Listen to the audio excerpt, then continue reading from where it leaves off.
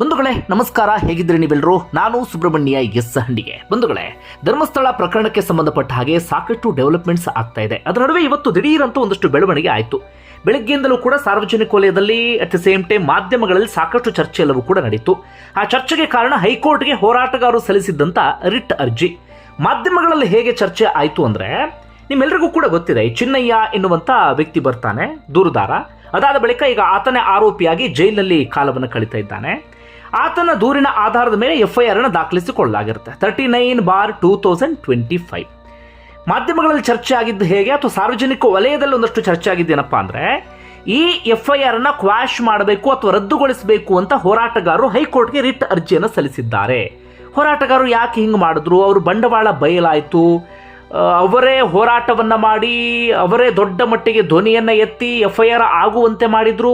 ಈಗ ತನಿಖೆ ಅಂತಿಮ ಹಂತದಲ್ಲಿ ಇರುವ ಸಂದರ್ಭದಲ್ಲಿ ಅವರು ಹೋರಾಟ ಮಾಡಿ ಅವರು ಯಾವ FIR ಆಗಬೇಕು ಅಂತ ಮಾಡಿದ್ರು, ಅದೇ FIR ರದ್ದುಗೊಳಿಸಬೇಕು ಅಂತ ಹೈಕೋರ್ಟ್ ಮೊರೆ ಹೋಗಿದ್ದು ಯಾಕೆ? ಅವರು ಸುಳ್ಳು ಹೇಳಿದ್ದಾರೆ, ಹಾಗಾದರೆ ಅವರು ಮುಖವಾಡ ಕಳಚು ಬಿತ್ತು. ಈ ರೀತಿಯ ಒಂದಷ್ಟು ಚರ್ಚೆಗಳೆಲ್ಲವೂ ಕೂಡ ಆಯಿತು. ಇದೇ ವಿಚಾರಕ್ಕೆ ಸಂಬಂಧಪಟ್ಟ ಹಾಗೆ ನಾನು ಹೋರಾಟಗಾರರ ಪರ ವಕೀಲರಾಗಿರುವಂಥ ಬಾಲನ್ ಅವ್ರನ್ನ ಮಾತಾಡಿಸ್ದೆ. ಯಾಕೆ ಮಾತಾಡಿಸ್ತೆ ಅಂದರೆ, ಅವ್ರು ಹೇಳಿದಂಥ ಸಂದರ್ಭದಲ್ಲಿ ಅದು ಅಧಿಕೃತ ಅಂತ ಅನಿಸ್ಕೊಳ್ಳುತ್ತೆ. ಯಾಕಂದರೆ ಅವರೇ ಇವತ್ತು ಕೋರ್ಟ್ನಲ್ಲಿ ವಾದ ಮಾಡಿದ್ದು, ಜೊತೆಗೆ ಹೋರಾಟಗಾರರ ಪರ ವಕೀಲರು ಅವರೇ ರಿಟ್ ಅರ್ಜಿಯನ್ನು ಕೂಡ ಸಲ್ಲಿಸಿದ್ದು. ಆಗ ಬಾಲನ್ ಅವರು ಹೇಳಿದ್ದೇನಪ್ಪ ಅಂದರೆ, ನಾವು ಇಡೀ FIR ಅನ್ನು ರದ್ದುಗೊಳಿಸಬೇಕು ಅಂತ ರಿಟ್ ಅರ್ಜಿಯನ್ನು ಸಲ್ಲಿಸಿದ್ದಲ್ಲ, ಹಾಗೆ ನಾವು ಅರ್ಜಿ ಸಲ್ಲಿಸೋದಕ್ಕೂ ಕೂಡ ಬರೋದಿಲ್ಲ. ಯಾಕಂದರೆ ಚಿನ್ನಯ್ಯ ದೂರು ಕೊಟ್ಟಿರೋದು ಆತನ ದೂರಿನ ಆಧಾರದ ಮೇಲೆ FIR ಆಗಿರೋದು. ಆತ ಸದ್ಯ ಜೈಲಿನಲ್ಲಿದ್ದಾನೆ. ಆತನ ದೂರಿನ ಆಧಾರದ ಮೇಲೆ ದಾಖಲಾದಂಥ FIR ಅನ್ನು ಕ್ವಾಶ್ ಮಾಡಬೇಕು ಅಂತ ನಾವು ಅರ್ಜಿ ಸಲ್ಲಿಸೋದಕ್ಕೆ ಹೇಗಾಗುತ್ತೆ ಅಂತ ಅವರು ಪ್ರಶ್ನೆ ಮಾಡಿದರು. ಹಾಗಾದರೆ ನೀವೇನು ಅರ್ಜಿ ಸಲ್ಲಿಸಿದ್ದು ಅಂತ ಕೇಳಿದಾಗ, ಹೋರಾಟಗಾರರಿಗೆ ಇತ್ತೀಚೆಗೆ ಸಮನ್ಸನ್ನು ನೀಡಲಾಗಿದೆ. ಆ ಸಮನ್ಸ್ನಲ್ಲಿ ಒಂದಷ್ಟು ಸೆಕ್ಷನ್ಗಳನ್ನು ಉಲ್ಲೇಖ ಮಾಡಲಾಗಿದೆ. ಆ ಸೆಕ್ಷನ್ಗಳು ಯಾವುದು ಅಂದರೆ, ಇದೇ FIR 39/2025 ಇತ್ತಲ್ಲ, ಒಂದಷ್ಟು ದಿನಗಳಾದ ಬಳಿಕ ಅದಕ್ಕೆ ಇನ್ನೊಂದಷ್ಟು ಸೆಕ್ಷನ್ಗಳನ್ನು ಸೇರ್ಪಡೆ ಮಾಡಿಕೊಳ್ಳಲಾಗಿತ್ತು. ಅಂದರೆ ಸುಳ್ಳು ಸಾಕ್ಷಿ, ಪ್ರಕರಣ ದಿಕ್ಕು ತಪ್ಪಿಸೋದು, ಅಥವಾ ದಾಖಲೆಗಳನ್ನು ತಿದ್ದಿದ್ದು, ಹಾಗೆ ಹೀಗೆ ಅಂತ ಒಂದಷ್ಟು ಸೆಕ್ಷನ್ಗಳನ್ನು ಅದರಲ್ಲಿ ಸೇರಿಸಿಕೊಳ್ಳಲಾಗಿತ್ತು. ಆ ಸೆಕ್ಷನ್ಗಳನ್ನು ಉಲ್ಲೇಖ ಮಾಡಿ ಹೋರಾಟಗಾರರಿಗೆ ಸಮನ್ಸನ್ನು ನೀಡಿದ್ದಾರೆ. ನಾವು ಹೋರಾಟಗಾರರಿಗೆ ಸಮನ್ಸನ್ನು ಏನು ನೀಡಲಾಗಿದೆ ಅದನ್ನು ರದ್ದುಗೊಳಿಸಬೇಕು, ಹೋರಾಟಗಾರರಿಗೆ ನೋಟಿಸನ್ನು ನೀಡಬಾರದು ಎನ್ನುವ ಕಾರಣಕ್ಕಾಗಿ ನಾವು ರಿಟ್ ಅರ್ಜಿಯನ್ನು ಸಲ್ಲಿಸಿದ್ದೇವೆ. ಆ ರೀತಿಯಾಗಿ ರಿಟ್ ಅರ್ಜಿ ಸಲ್ಲಿಸೋದಕ್ಕೂ ಕೂಡ ಸಾಕಷ್ಟು ಕಾರಣಗಳು ಇದೆ ಎನ್ನುವ ರೀತಿಯಲ್ಲಿ ಬಾಲನ್ ಅವರು ಒಂದಷ್ಟು ವಿಚಾರವನ್ನು ಅವರು ಪ್ರಸ್ತಾಪವನ್ನು ಮಾಡಿದರು. ಅಂದರೆ ಅವರು ಬಹಳ ಸ್ಪಷ್ಟವಾಗಿ ಹೇಳಿದ್ದು, ಇಡೀ FIR ಅನ್ನು ಕ್ವಾಶ್ ಮಾಡಬೇಕು ಅಂತ ನಾವು ಅರ್ಜಿ ಸಲ್ಲಿಸಿದ್ದು ಅಲ್ಲ, ಕೇವಲ ಹೋರಾಟಗಾರರನ್ನ ಗಮನದಲ್ಲಿ ಇಟ್ಕೊಂಡು ಅವರನ್ನ ಬಂಧಿಸೋದಿಕ್ಕೆ, ಅವರನ್ನ ಆರೋಪಿಗಳನ್ನಾಗಿಸೋದಿಕ್ಕೆ, ಅವರ ಹೆಸರನ್ನ ಚಾರ್ಜ್ ಶೀಟ್ನಲ್ಲಿ ಉಲ್ಲೇಖವನ್ನ ಮಾಡೋದಕ್ಕೆ ಒಂದಷ್ಟು ಪ್ರಯತ್ನಗಳೆಲ್ಲವೂ ಕೂಡ ನಡೀತಾ ಇದೆ. ಅಂತಹ ಪ್ರಯತ್ನ ನಡೀಬಾರದು ಎನ್ನುವ ಕಾರಣಕ್ಕಾಗಿ ನಾವು ಅರ್ಜಿ ಸಲ್ಲಿಸಿದ್ದು ಅಂತ ಬಾಲನ್ ಅವರು ಹೇಳಿದ್ರು. ಒಟ್ಟಾರೆಗೆ ಆಯಿತು. ಇವತ್ತು ಸಂಜೆಯ ಸುಮಾರಿಗೆ ಆ ಅರ್ಜಿ ವಿಚಾರಣೆ ಹೈಕೋರ್ಟ್ನಲ್ಲಿ ಬಂತು ನ್ಯಾಯಾಧೀಶರ ಮುಂದೆ. ಅಲ್ಲಿ ಒಂದಷ್ಟು ವಾದ ಪ್ರತಿವಾದಗಳೆಲ್ಲವೂ ಕೂಡ ನಡೀತು. ಏನೇನು ನಡೀತು ಅಂತ ಗಮನಿಸ್ತಾ ಹೋಗೋದಾದ್ರೆ, ಅರ್ಜಿದಾರರ ಪರವಾಗಿ ಒಂದು ಕಡೆಯಿಂದ ಬಾಲನ್ ವಾದವನ್ನ ಮಾಡಿದ್ರು. ಹಾಗೆ ವಿಡಿಯೋ ಕಾನ್ಫರೆನ್ಸ್ನ ಮೂಲಕ ಹಿರಿಯ ವಕೀಲರಾಗಿರುವಂತಹ ದೀಪಕ್ ಕೋಸ್ಲ್ ಅವರು ಕೂಡ ವಾದವನ್ನ ಮಾಡಿದ್ರು. ಬಾಲನ್ ಅವರು ಏನು ಹೇಳ್ತಾರೆ ಅಂದ್ರೆ, 35 ಸಬ್ಸೆಕ್ಷನ್ 3 ಅಡಿಯಲ್ಲಿ ಸಮನ್ಸ್ ನೀಡಿದ್ದಾರೆ, ಅದು ಕಾನೂನು ಬಾಹಿರ. ಹೋರಾಟಗಾರರು ಆರೋಪಿಗಳ ಅಲ್ಲ, ಆದರೆ ಆರೋಪಿಗಳು ಎನ್ನುವ ರೀತಿಯಲ್ಲಿ ಈ ಸಮನ್ಸ್ ಅನ್ನ ನೀಡಿದ್ದಾರೆ. ಇದು ಎಷ್ಟರ ಮಟ್ಟಿಗೆ ಸರಿ ಎನ್ನುವ ರೀತಿಯಲ್ಲಿ ಅವರು ಪ್ರಶ್ನೆಯನ್ನ ಮಾಡ್ತಾರೆ. ಜೊತೆಗೆ ಈಗಾಗಲೇ ಪ್ರತಿ ಹೋರಾಟಗಾರರಿಗೂ ಕೂಡ 10 ನೋಟಿಸ್ ಅನ್ನ ಕೊಟ್ಟಿದ್ದಾರೆ. ನೋಟಿಸ್ ಅನ್ನ ಕೊಟ್ಟು ವಿಚಾರಣೆಗೆ ಕರೆಸಿ ಮಧ್ಯರಾತ್ರಿವರೆಗೂ ಕೂಡ ಅವರನ್ನ ಕೂರಿಸ್ತಾರೆ. 150 ಗಂಟೆಗೂ ಹೆಚ್ಚು ಕಾಲ ಈಗಾಗಲೇ ಹೋರಾಟಗಾರರು ವಿಚಾರಣೆಯನ್ನು ಎದುರಿಸಿ ಆಗಿದೆ. ಈಗ ಮತ್ತೆ ನೋಟಿಸ್ ಕೊಡ್ತಾ ಇರೋದು ಯಾಕೆ? ಅದರ ಹಿಂದಿನ ಉದ್ದೇಶ ಏನು? ಉದ್ದೇಶ ಪೂರ್ವಕವಾಗಿ ಈ ರೀತಿಯಾಗಿ ನೋಟಿಸ್ ಕೊಡ್ತಿದ್ದಾರೆ ಅಂತ ಅವರು ವಾದವನ್ನು ಮುಂದುವರಿಸ್ತಾ ಹೋಗ್ತಾರೆ. ಜೊತೆಗೆ ಆರಂಭದಲ್ಲಿ 211A ಸೆಕ್ಷನ್ ಅನ್ನ ಸೇರ್ಪಡೆ ಮಾಡಲಾಗಿತ್ತು. 2.5 ತಿಂಗಳ ನಂತರ ಇನ್ನೊಂದಷ್ಟು ಹೊಸ ಸೆಕ್ಷನ್ಗಳನ್ನು ಅದಕ್ಕೆ ಅಳವಡಿಸಲಾಗಿದೆ. ಅದರ ಆಧಾರದ ಮೇಲೆ ಈಗ ನೋಟಿಸ್ ಅನ್ನ ಕೊಟ್ಟಿದ್ದಾರೆ, ಅದು ಸರಿಯಲ್ಲ ಎನ್ನುವಂತ ವಾದವನ್ನ ಮಾಡಿದ್ರು. ಇನ್ನೊಂದು ಕಡೆಯಿಂದ ದೀಪಕ್ ಕೋಸ್ಲ್ ಅವರು ಕೂಡ ವಾದ ಮಾಡ್ತಾ ಹೋಗ್ತಾರೆ, ಈ FIR ಅಲ್ಲಿ ಇರುವಂತಹ ಸೆಕ್ಷನ್ಗಳ ಕಾನೂನು ಬಾಹಿರ. ಅವರೊಂದಷ್ಟು ತಮ್ಮದೇ ಆದಂಥ ರೀತಿಯಲ್ಲಿ ವಾದವನ್ನು ಮಂಡಿಸ್ತಾ ಹೋಗ್ತಾರೆ. ಆಗ ಕೋರ್ಟ್ನಲ್ಲಿ ಜಡ್ಜ್ ಕೂಡ ಪ್ರಶ್ನೆ ಮಾಡ್ತಾರೆ, ಪ್ರತಿದಿನ ನೋಟಿಸ್ ನೀಡಿದ್ದಾದರೂ ಯಾಕೆ ಎನ್ನುವ ರೀತಿಯಲ್ಲಿ ಪ್ರಶ್ನೆಯನ್ನು ಮಾಡ್ತಾರೆ. ಆಗ SIT ಪರ ವಕೀಲರು SPP ಜಗದೀಶ್ ಅವರು ತಮ್ಮ ವಾದವನ್ನು ಮಂಡಿಸ್ತಾ ಹೋಗ್ತಾರೆ. ಅವ್ರು ಹೇಳ್ತಾರೆ, ಅರ್ಜಿದಾರರ ಪ್ರಚೋದನೆಯ ಮೇಲೆಯೇ ಚಿನ್ನಯ್ಯ ದೂರನ್ನು ಕೊಟ್ಟಿದ್ದಾನೆ. ನಂತರ 164 ಹೇಳಿಕೆ ನೀಡಿ ಅರ್ಜಿದಾರರ ಮೇಲೆ ಆತ ಆರೋಪವನ್ನು ಮಾಡಿದ್ದಾನೆ. ಅಂದರೆ ಚಿನ್ನಯ್ಯ ಉಲ್ಟಾ ಹೊಡಿತಾರಲ್ಲ ಅದು.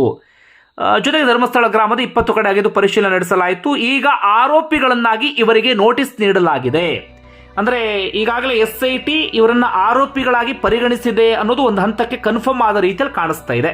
ಯಾಕಂದ್ರೆ ಇವತ್ತು SPP ಜಗದೀಶ್ ಅವರ ವಾದವನ್ನು ಗಮನಿಸ್ತಾ ಇದ್ರೆ ಈಗ ಆರೋಪಿಗಳಾಗಿಯೇ ಇವರಿಗೆ ನೋಟಿಸ್ ಅನ್ನು ನೀಡಲಾಗಿದೆ ಅಂತ ಅವ್ರು ವಾದವನ್ನ ಮಾಡ್ತಾರೆ. ಆಗ ಕೋರ್ಟ್ ಪ್ರಶ್ನೆ ಮಾಡುತ್ತೆ, ಪ್ರತ್ಯೇಕ FIR ಅನ್ನ ದಾಖಲಿಸಿಕೊಳ್ಬಹುದಿತ್ತಲ್ಲ ಅಂತ ಹೇಳಿ. ಈಗ ಅದೇ 39/2025 ಇದೆಯಲ್ಲ, ಅದೇ ತೀರಾ ಗೊಂದಲ ಆಗ್ತಾ ಇರೋದು. ಅದೇ FIR ನಲ್ಲಿ ಇವ್ರ ಒಂದು ಇನ್ನೊಂದಷ್ಟು ಸೆಕ್ಷನ್ಗಳನ್ನು ಸೇರಿಸಲಾಗಿದೆಯಲ್ಲ, ಅದಕ್ಕೆ ಕೋರ್ಟ್ ಕೂಡ ಹೇಳುತ್ತೆ ಪ್ರತ್ಯೇಕ FIR ಅನ್ನು ದಾಖಲಿಸಿಕೊಳ್ಬಹುದಿತ್ತಲ್ಲ ಅಂತ. ಹಾಗೆ SPP ಹೇಳ್ತಾರೆ ದಾಖಲಿಸಿರುವ FIR ನಲ್ಲೇ ತನಿಖೆ ಮುಂದುವರಿಸಬಹುದು ಅಂತ ಸುಪ್ರೀಂ ಕೋರ್ಟ್ನ ತೀರ್ಪಿದೆ. ಈ ಕಾರಣಕ್ಕಾಗಿ ನಾವು ಅವರಿಗೆ ನೋಟಿಸನ್ನು ಜಾರಿಗೊಳಿಸಿದ್ದೇವೆ. ಆದರೆ ಅವರು ನೋಟಿಸನ್ನು ಕೊಟ್ಟರು ಕೂಡ ಅರ್ಜಿದಾರರು ಬಂದಿಲ್ಲ. ಈಗ ಹೊಸದಾಗಿ ಅವರಿಗೆ ನೋಟಿಸನ್ನು ಜಾರಿಗೊಳಿಸಲಾಗಿದೆ ಎನ್ನುವ ರೀತಿಯಲ್ಲಿ ಜಗದೀಶ್ ಅವರು ಪ್ರತಿಕ್ರಿಯೆಯನ್ನು ಕೊಡ್ತಾ ಹೋಗ್ತಾರೆ. ಅವರು ಇನ್ನೊಂದಷ್ಟು ವಿಚಾರವನ್ನು ಕೂಡ ಪ್ರಸ್ತಾಪ ಮಾಡ್ತಾರೆ. ಇದೇ ಹೋರಾಟಗಾರರು ಹೋರಾಟವನ್ನು ಮಾಡಿದ್ದು, ಇದೇ ಹೋರಾಟಗಾರರ ಆಧಾರದ ಮೇಲೆ FIR ದಾಖಲಾಗಿದ್ದು, ಹಾಗೆ ಹೀಗೆ ಎನ್ನುವ ರೀತಿಯಲ್ಲಿ ಅವರು ತಮ್ಮ ವಾದವನ್ನು ಮಂಡಿಸ್ತಾ ಹೋಗ್ತಾರೆ.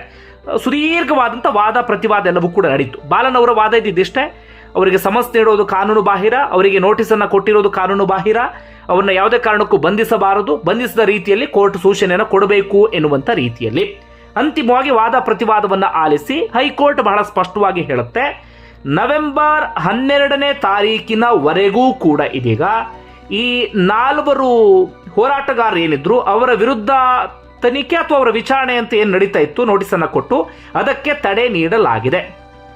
ಈಗಾಗಲೇ ನೋಟಿಸನ್ನು ಕೊಡಲಾಗಿತ್ತಲ್ಲ, ಅದಕ್ಕೆ ಇದೀಗ ಸಂಪೂರ್ಣವಾಗಿ ಅಂದರೆ ತಾತ್ಕಾಲಿಕವಾಗಿ ನವೆಂಬರ್ 12ರವರೆಗೆ ತಡೆ ನೀಡಲಾಗಿದೆ. ಅಲ್ಲಿಯವರೆಗೆ SIT ಯಾವುದೇ ನೋಟಿಸನ್ನು ಕೂಡ ನೀಡದಂತೆ ಸೂಚನೆಯನ್ನ ಕೊಡಲಾಗಿದೆ. ಅಂದ್ರೆ 12ನೇ ತಾರೀಕಿನವರೆಗೆ ಹೋರಾಟಗಾರರಿಗೆ ನೋಟಿಸನ್ನು ಕೊಡುವ ಹಾಗಿಲ್ಲ, ಅವರ ವಿಚಾರಣೆ ನಡೆಸುವ ಹಾಗಿಲ್ಲ, ಅವರ ಆಧಾರದ ಮೇಲೆ ತನಿಖೆಯನ್ನು ಕೂಡ ನಡೆಸುವ ಹಾಗಿಲ್ಲ. ಅದೇ ರೀತಿಯಾಗಿ FIR 39/2025 ಅದಕ್ಕೂ ಕೂಡ ಇದೀಗ ಸಂಪೂರ್ಣವಾಗಿ ನವೆಂಬರ್ 12ರವರೆಗೆ ತಡೆಯನ್ನ ನೀಡಲಾಗಿದೆ. ಅದರ ಅರ್ಥ ಅಲ್ಲಿಯವರೆಗೂ ಕೂಡ SIT ಅಂತಿಮ ವರದಿಯನ್ನ ಸಲ್ಲಿಸೋದಿಕ್ಕೆ ಇದೀಗ ಸಾಧ್ಯ ಆಗೋದಿಲ್ಲ. 12ನೇ ತಾರೀಕು ಕೋರ್ಟ್ನಲ್ಲಿ ಮತ್ತೊಮ್ಮೆ ವಿಚಾರಣೆ ನಡೆಯುತ್ತೆ. ಅವತ್ತು ಹೈಕೋರ್ಟ್ ಯಾವ ರೀತಿಯಾದಂಥ ಆದೇಶವನ್ನು ಹೊರಡಿಸುತ್ತೆ ಅನ್ನೋದನ್ನು ಕಾದು ನೋಡಬೇಕಾಗಿದೆ. ಅದೇ ಸಂದರ್ಭದಲ್ಲಿ ಹೈಕೋರ್ಟ್ ಇವತ್ತು ವಾದ ಪ್ರತಿವಾದವನ್ನು ಆಲಿಸಿ ಇನ್ನೊಂದು ವಿಚಾರವನ್ನು ಪ್ರಸ್ತಾಪ ಮಾಡಿದೆ. ಅರ್ಜಿದಾರರಿಗೆ ಅಥವಾ ಈ 4 ಹೋರಾಟಗಾರರಿಗೆ ಯಾವುದೇ ಕಿರುಕುಳವನ್ನು ಕೂಡ ನೀಡಬಾರದು, ಅವರ ಮೇಲೆ ಯಾವುದೇ ದೌರ್ಜನ್ಯವನ್ನು ಕೂಡ SIT ಅಧಿಕಾರಿಗಳು ಮಾಡುವಂತಿಲ್ಲ ಅಥವಾ ಒತ್ತಾಯಪೂರ್ವಕವಾದಂಥ ಕ್ರಮವನ್ನು ಅವರ ವಿರುದ್ಧ ತೆಗೆದುಕೊಳ್ಳುವಂತಿಲ್ಲ ಎನ್ನುವಂಥ ಸೂಚನೆಯನ್ನು ಕೊಟ್ಟಿದೆ. ಒಟ್ಟಾರೆಯಾಗಿ ಇವತ್ತು ಇದು ಹೈಕೋರ್ಟ್ನಲ್ಲಿ ಆದಂಥ ಒಂದಷ್ಟು ಬೆಳವಣಿಗೆ. ಮುಂದೇನಾಗುತ್ತೆ ಈ ಪ್ರಕರಣ ಸಂಬಂಧಪಟ್ಟ ಹಾಗೆ ಅನ್ನೋದನ್ನು ಕಾದು ನೋಡೋಣ.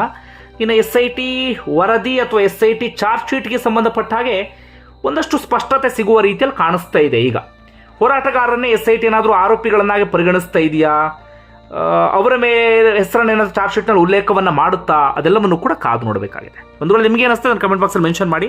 ಧನ್ಯವಾದ. ವಿಡಿಯೋ ನೋಡಿ. ಈಗ ಅದೇ ಪ್ರಶ್ನೆ ಸರ್, ಈಗ 39/2025 ಅದು ರದ್ದು ಕೋರಿ ರಿಟ್ ಅರ್ಜಿ ಸಲ್ಲಿಸಿದ್ದು ಯಾಕೆ ಸರ್? ಈಗ ನೋಡಿ, ಅದನ್ನ ರದ್ದು ಕೋರಿ ರಿಟ್ ಅರ್ಜಿ ಅಲ್ಲ, ಇವ್ರಿಗೆ 9 ನೋಟಿಸ್ ಕೊಟ್ಟಿದ್ದಾರೆ, ಇದು 10ನೇ ನೋಟಿಸ್. ನಮ್ಗೆ ಯಾಕೆ ನೋಟಿಸ್ ಕೊಟ್ಟಿದ್ರ ಅಂದ್ರೆ ರಿಟ್ ಅರ್ಜಿ. ಎರಡನೇದು ಚಿನ್ನ ಯಾಕೆ ದೂರದಾರ, ಇವ್ರು ಹೆಂಗ ಅದನ್ನ ವಾಪಸ್ ಕೇಳಿ ಹಾಕಕ್ಕಾಗತ್ತೆ? ಅದು ಓಕೆ. ಇವ್ರಿಗೆ ಯಾಕೆ ನೋಟಿಸ್ ಕೊಟ್ಟಿದ್ದಾರೆ? ಆ FIR ರಿಜಿಸ್ಟರ್ ಮಾಡಿದ್ದೆ ಕಾನೂನು ಪ್ರಕಾರ ಮಾಡಿಲ್ಲ ಅಂದು. ಆ ಊತ ಹಾಕಿದ್ದು, ಕೊಂದಾಕಿದ್ದು, ಅತ್ಯಾಚಾರ ಮಾಡಿದ್ದು ಎಲ್ಲ ಇಲ್ಲ ಅಂದಲ್ಲಿ ಏನೂ ಹಾಕಿಲ್ಲ. ಅದ್ರಲ್ಲಿ ಪರ್ಜುರಿ ಹೆಂಗ್ ಬರುತ್ತೆ, ಸುಳ್ಳು ಕೇಸ್ ಹೆಂಗ್ ಬರುತ್ತೆ? ಪೊಲೀಸರು ಯಾರ ಆರೋಪಿ ಅವನಿಗೆ ನೋಟಿಸ್ ಕೊಡೋದ್ ಬಿಟ್ಬಿಟ್ಟು ನ್ಯಾಯ ಕೇಳೋರ್ಗೆ ಯಾಕೆ ನೋಟಿಸ್ ಕೊಟ್ಟಿದ್ದಾರೆ ಎಂದು ಕೇಳಿದ್ದು. ಕೆಲವು ಮಾಧ್ಯಮದವರು ಅದನ್ನ ತಿರ್ಚಿ ಅದನ್ನ ವಾಪಸ್ ತಗೊಳ್ತಾರೆ ಅಂದ್ರೆ ಹಂಗೆ ಯಾರು ತಗೊಳ್ತಾರೆ ವಾಪಸ್? ಎಲ್ಲಿದೆ ಆ ರೀತಿ? ಕಾನೂನು ಪ್ರಕಾರ ಮಾಡಿ, ಕಾನೂನು ಬಿಟ್ಟು ಮಾಡಬೇಡ ಅಂದು ಅರ್ಜಿ ಅದು. ಅಂದ್ರೆ ಈಗ ಜನರಲ್ ಇರೋ ಗೊಂದಲ ಅದೇ, ಅದರಲ್ಲಿ ನೀಟಾಗಿ ಮೆನ್ಷನ್ ಆಗಿದೆ 39/2025 FIR. ಅದರಲ್ಲಿ ನನ್ನನ್ನು ಯಾಕೆ ಬಂಧಿಸ್ತೀರಾ? ನಿಮ್ಮನ್ನ ಅರೆಸ್ಟ್ ಮಾಡ್ತೀವಿ ಅಂತ ನೋಟಿಸ್ ಕೊಟ್ಟಿದ್ದಾರೆ. ಅಂದ್ರೆ ಈಗ ಅರೆಸ್ಟ್ ಮಾಡಿ ಅದನ್ನ ರದ್ದು ಮಾಡಿ ಅಂತ ಕೇಳಿದ್ವಿ. ಅಂದ್ರೆ ಈಗ ಅಂತ ಕೇಳಿದ್ವಾ? ಅದೇ ಆ FIR ಆಧಾರದ ಮೇಲೆ ಇವ್ರಿಗೆ ನೋಟಿಸ್ ಕೊಟ್ಟ ಕಾರಣಕ್ಕಾಗಿ ಆ FIR ಕ್ವಾಶ್ ಆಗ್ಬೇಕು ಅಂತ ಹೇಳಿ. ಇಲ್ಲ, ಆ FIR ಕಾನೂನು ವಿರೋಧವಾಗಿ ಮಾಡಿದ್ದೀರಾ, ಅದು ಸರಿಯಾಗಿ ಮಾಡಿ ಅಂದು. ತನಿಖೆ ಮಾಡೋದು ಸರಿಯಾಗಿ ಮಾಡ್ಬೇಕಲ್ಲ. ತಪ್ಪಾಗಿ ಮಾಡಿದ್ರೆ non cognizable offence, refer the complainant to the magistrate ಅಂದಿದ್ದೆ. ಇವರೇ ಹೋಗಿ ನ್ಯಾಯಾಧೀಶರ ಹತ್ರ ಅಪ್ಲಿಕೇಶನ್ ಹಾಕಿದ್ದಾರೆ. ಒಂದು ಕನ್ಫೆಷನ್ ಸ್ಟೇಟ್ಮೆಂಟ್ ಅಂದ್ರೆ ಇನ್ನೊಂದು. ಇವ್ರ ಮೇಲೆ ಯಾಕೆ ಕೇಸ್ ಹಾಕ್ತಾರೆ? ನ್ಯಾಯಾಧೀಶರು ಮಾಡೋ ಕೆಲಸ ಎಲ್ಲ ಪೊಲೀಸರೇ ಮಾಡಿದ್ದಾರೆ. It is only question of legality. ಇದು ಕಾನೂನು ಮೇಲೆ ಹ್ಮ್ ಇದು ಸಾಕ್ಷಿ ಆಧಾರದ ಮೇಲೆ ಅಲ್ಲ. ಹ್ಮ್ ಹ್ಮ್ ಹ್ಮ್ ಹ್ಮ್ ಹ್ಮ್ ಅಂದ್ರೆ ಸರ್ ಈಗ 39/2025 ಅಲ್ಲಿ ಎಕ್ಸ್ಟ್ರಾ ಸೆಕ್ಷನ್ಗಳು ಹಾಕಿದ್ರಲ್ಲ, ಅಂದ್ರೆ ಈ ಅದನ್ನು ಸುಳ್ಳು ಕ್ವಶನ್ ಸಾಕ್ಷಿ. ಮಾಡಿದ್ವಿ, ಹ್ಮ್ ಆ ತರ FIR ಮಾಡಿದ್ದನ್ನು ಕ್ವಶನ್ ಮಾಡಿದ್ವಿ, ಇವ್ರಿಗೆ ನೋಟಿಸ್ ಕೊಟ್ಟಿದ್ದನ್ನು ಕ್ವಶನ್ ಮಾಡ್ತೀವಿ. ಹ್ಮ್ ಒಂದು ಕನ್ಫೆಷನ್ ಸ್ಟೇಟ್ಮೆಂಟ್ ಆಗಿದ್ದಾಗ ಇನ್ನೊಂದು ಕನ್ಫೆಷನ್ ಸ್ಟೇಟ್ಮೆಂಟ್ ಯಾಕೆ ಮಾಡಿದ್ರಂದು ಕ್ವಶನ್ ಮಾಡಿದ್ವಿ. ಹ್ಮ್ ನಮ್ಮನ್ನ ಯಾಕೆ ಪದೇ ಪದೇ ಕರೀತಾ ಇದ್ದೀರಾ ಅಂತ ಕೇಳಿದ್ವಿ. ಹ್ಮ್ ಹ್ಮ್ ಹ್ಮ್ ಹ್ಮ್ ಅದನ್ನ ಅವರು ಮಿಸ್ಇಂಟರ್ಪ್ರೆಟ್ ಮಾಡಿ ಹ್ಮ್ ಹ್ಮ್ ಹಿಂಗೆಲ್ಲ ಹೇಳಿದ್ರೆ ಏನಾಗೋದು? ಅಂದ್ರೆ ಈಗ ಸಾರ್ವಜನಿಕವಾಗಿ ಚರ್ಚೆ ಆಗ್ತಿರೋದಂದ್ರೆ ಈಗ FIR ಆಗಿತ್ತು, FIR ಆಧಾರದ ಮೇಲೆ ತನಿಖೆ ಎಲ್ಲವೂ ಕೂಡ ನಡೀತಾ ಇದೆ. ಈಗ ಯಾರು FIR ಆಗಬೇಕು ಅಥವಾ ತನಿಖೆ ಆಗ್ಬೇಕಂತ ಒತ್ತಾಯಿಸಿದ್ರು ಹೋರಾಟಗಾರರು, ಅವರೇ ಈಗ FIR ರದ್ದು ಕೋರಿದ್ರೆ ಏನ್ ಅರ್ಥ ಇದು ಅನ್ನೋ ರೀತಿಲಿ ಚರ್ಚೆ ಆಗ್ತಿರೋ ಸಾರ್ವಜನಿಕ ವಲಯದಲ್ಲಿ. FIR ಮಾಡ್ಬೇಕಂದು ಒತ್ತಾಯ ಮಾಡಿದ್ದು ಯಾರು? ಅಲ್ಲ ಹೋರಾಟಗಾರ. ನೀವು ಹೇಳಿ, ಹೋರಾಟಗಾರರು ಯಾರು ಹೇಳಿದ್ರು? ಯಾರ ಹೆಸರು ಹೇಳಿ? ಹ್ಮ್ ಹ್ಮ್ ಹ್ಮ್ ಯಾರ ಹೆಸರು ಹೇಳಿ? ಅದೇ, ಈಗ FIR ಹಾಕಿರೋದು ಚಿನ್ನಯ್ಯ, ಅವನು ಜೈಲಲ್ಲಿದ್ದಾನೆ. ಹ್ಮ್ ಚಿನ್ನಯ್ಯ ಆವಾಗ ಭೀಮಾ. ಹ್ಮ್ ಅವನು ಎಲ್ಲಿ ಬಂದು ಅವನು ದೂರದಾರ, ಬೇರೆಯವರು ಹೋಗಿ ಅದನ್ನ ವಾಪಸ್ ತಗೊಳ್ಳಿರ್ತೀವಿ ಅಂತ ಹೆಂಗ್ ಹೇಳಕ್ಕಾಗತ್ತೆ? ಹ್ಮ್ ಹ್ಮ್ ಹ್ಮ್ ಹ್ಮ್ ನಮ್ಗೆ ತೊಂದರೆ ಕೊಡ್ತಾರೆ. ಅವನ್ ಚಿನ್ನಯ್ಯ, ಭೀಮಾ, ಮುಸುಕದಾರಿ, ಅವನ್ ಪೆಟಿಷನರ್ ಇಲ್ವಲ್ಲ. ಹ್ಮ್ ಹ್ಮ್ ಹ್ಮ್ ಅವನ್ ದೂರದಾರ ಹೆಂಗ ಆರೋಪಿ ಆದ? ಹ್ಮ್ ಹ್ಮ್ ಹ್ಮ್ ಇದು ಫಿಕ್ಷನಲ್ಲು, ಟೆಕ್ನಿಕಲ್ಲು. ಹ್ಮ್ ಅದು ಕೆಲವರು ಮಿಸ್ಇಂಟರ್ಪ್ರಿಟ್ ಮಾಡಿದ್ರೆ ಅದಕ್ಕೆ ನಾವೇನ್ ಮಾಡೋದು? ಅದೇ ಈಗ ಮತ್ತೊಂದು ಅದೇ ಸರ್, ಈಗ ಇರೋ ಗೊಂದಲ, ನಾನು ಸಾರ್ವಜನಿಕವಾಗಿ ಬರ್ತಿರೋ ಪ್ರಶ್ನೆಗಳು ಕೇಳ್ತಿರೋದು. ಈಗ 39/2025 FIR ರದ್ದುಗೊಳಿಸಿದ್ರೆ ಅದು SIT ತನಿಖೆ ಮೇಲೆ ಇಂಪ್ಯಾಕ್ಟ್ ಆಗಲ್ವಾ? ನೀವು ಯಾಕೆ ಹಂಗ್ ಇಂಟರ್ಫಿಯರ್ ಮಾಡ್ತೀರಾ? ನನ್ನ ಮೇಲೆ ಇರೋದನ್ನ ರದ್ದುಗೊಳಿಸಿ ಅನ್ನೋದು. Hmm hmm hmm hmm it is confined only the petitioner. Non ಪೆಟಿಷನರ್ಗೆ ಹೆಂಗಾಗುತ್ತೆ? ಅದನ್ನ ಪೂರ್ತಿ ರದ್ದು ಮಾಡಿ ಅಂತ ಯಾರು ಕೇಳಿರೋದು? FIR ಪೂರ್ತಿ ರದ್ದು ಸಂಬಂಧನೇ ಇಲ್ಲ ಇಲ್ಲಿ ಇರೋದು ನಮ್ಮ ಮೇಲೆ ಇರೋ FIR ರದ್ದು. ಈಗ ಗಿರೀಶ್ ಮಟ್ಟಣ್ಣನವರು, ಜಯಂತ್ ಟಿ, ಮಹೇಶ್ ಶೆಟ್ಟಿ ತಿಮ್ರೋಡಿ ಇವ್ರ ಮೇಲೆ ಏನಿದೆ 4 ಜನರ ಮೇಲಿಂದ ಅದನ್ನ ರದ್ದುಗೊಳಿಸಬೇಕು ಅಂತ. ಈಗ ಓವರ್ ಆಲ್ ಪೂರ್ತಿ FIR ರದ್ದುಗೊಳಿಸಬೇಕು ಅನ್ನೋದಲ್ಲ. ಈಗ ಅದು ಹೆಂಗಾಗುತ್ತೆ? 100 ಜನ ಇದ್ರೆ 3 ಜನ ಅಕ್ಯೂಸ್ ಹೋದ್ರೆ ಅವ್ರಿಗೆ ಮಾತ್ರ ಆಗುತ್ತೆ. 97 ಜನ ಅದು ಚಿನ್ನಯ್ಯ ಹಾಕಿದ್ರೆ, ಚಿನ್ನಯ್ಯ ದೂರದಾರ, ಈಗ ಆರೋಪಿ. ಈಗ ಆರೋಪಿನ ದೂರದಾರನ? ಇದರಲ್ಲಿ ದೂರದಾರ ಯಾರು? ಅದೇ ಮುಂಚೆ ಚಿನ್ನಯ್ಯ ದೂರದಾರ, ಈಗ ಆತ ಆರೋಪಿ ಸ್ಥಾನದಲ್ಲಿದ್ದಾನೆ. ಈಗ ದೂರದಾರ ಯಾರು ಇದರಲ್ಲಿ? ಚಿನ್ನಯ್ಯ. ಎಲ್ಲಾರು ಆರೋಪಿ ಸ್ಥಾನದಲ್ಲಿ ಇದ್ದಾರೆ. ನನ್ನ ಮೇಲೆ ಇರೋ ಆರೋಪ ತೆಗಿ ಎಂದು ಕೇಳೋದು ತಪ್ಪೇನಿದೆ? ದೂರದಾರ ಯಾರ್ರಿ ಈಗ? ಅದನ್ನ ಪೊಲೀಸರನ್ನ ಕೇಳ್ಬೇಕು ನೀವು, ದೂರದಾರ ಯಾರು ಅಂದು. ಓಕೆ ಓಕೆ ಓಕೆ ಸರ್, ಮತ್ತೆ ನಾನು ಕ್ಲಾರಿಟೀಕರಣ ಕೇಳ್ತಾ ಇದ್ದೀನಿ. ಈಗ ದೂರು ಕೊಟ್ಟಿದ್ದು ಚಿನ್ನಯ್ಯ. ಈಗ ಮುಂಚೆ 39/2025 FIR ಏನಾಗಿತ್ತು, ಈಗ ಈ ಹೋರಾಟಗಾರರು ಹೋಗಿ ಆ FIR ಕಂಪ್ಲೀಟ್ ಕ್ವಾಶ್ ಮಾಡಿ ಅಂತ ಹೇಳಕ್ ಸಾಧ್ಯ ಇಲ್ಲ ಟೆಕ್ನಿಕಲಿ ನೋಡಿದ್ರೆ. ಹೆಂಗ್ ಯಾಕಿಲ್ಲ? ನಮ್ಮ ಮೇಲೆ ಅದು FIR, ನನ್ನನ್ನು ಅರೆಸ್ಟ್ ಮಾಡ್ತೀನಿ ಅಂತ ನೋಟಿಸ್ ಕೊಟ್ಟಿದ್ದೀರಾ? ಅದೇ ಅದೇ, ಇವ್ರ ಮೇಲೆ ಕೊಟ್ಟಿರೋ ನೋಟಿಸ್ 39/2025. ನನ್ನ ವಿರೋಧ ಇರೋದನ್ನ ರದ್ದು ಮಾಡಿ ಅಂತೀವಿ. ನನಗೆ ಯಾಕೆ ನೋಟಿಸ್ ಅರೆಸ್ಟ್ ಮಾಡ್ತೀವಿ? ನೀವು ಬಂದಿಲ್ಲ ಅಂದ್ರೆ ಬಂಧಿಸ್ತೀವಿ ಅಂತ ಯಾಕೆ ನೋಟಿಸ್ ಕೊಟ್ರು ಅವರು?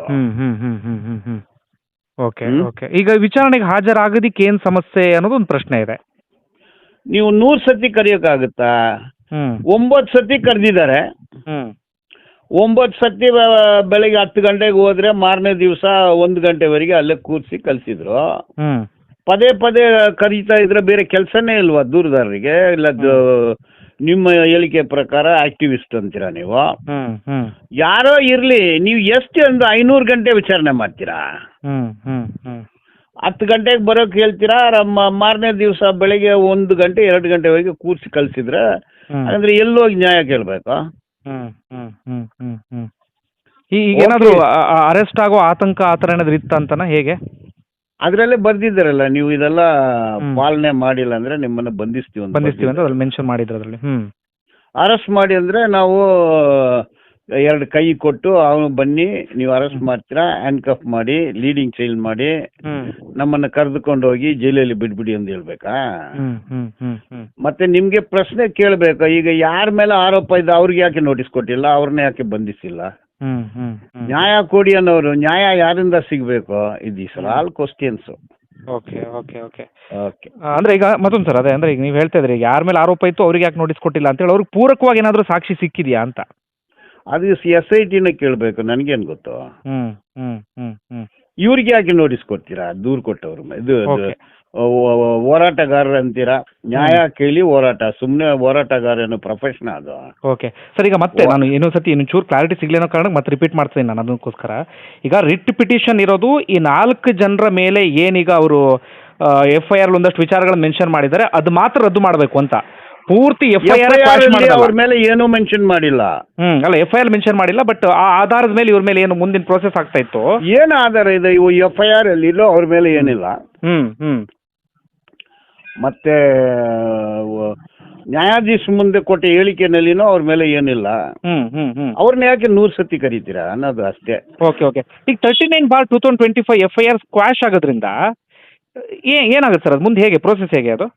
ನಮ್ಮ ಮೇಲೆ ನಮ್ಮನ್ನ ಕರಿಬೇಡ ಅಷ್ಟೇ. ಪ್ರೋಸೆಸ್ ಅವ್ರು ಏನ್ ತನಿಖೆ ಮಾಡ್ತಾರೋ ಮಾಡ್ಕೊಂಡು ಹೋಗ್ಲಿ. ಅದಕ್ಕೆ ಇದಕ್ಕೂ ನಿಮಗೂ ಸಂಬಂಧ ಇಲ್ಲ. ಒಟ್ಟು ನಮ್ಮನ್ನ ಕರಿಬೇಡಿ, ನಮಗೆ ನೋಟಿಸ್ ಕೊಡಬೇಡಿ ಅಷ್ಟೇ. ಓಕೆನಾ? ಓಕೆ, ಇವತ್ತು ಸಂಜೆ ಇದೆಯಲ್ಲ 4 ಗಂಟೆಗೆ.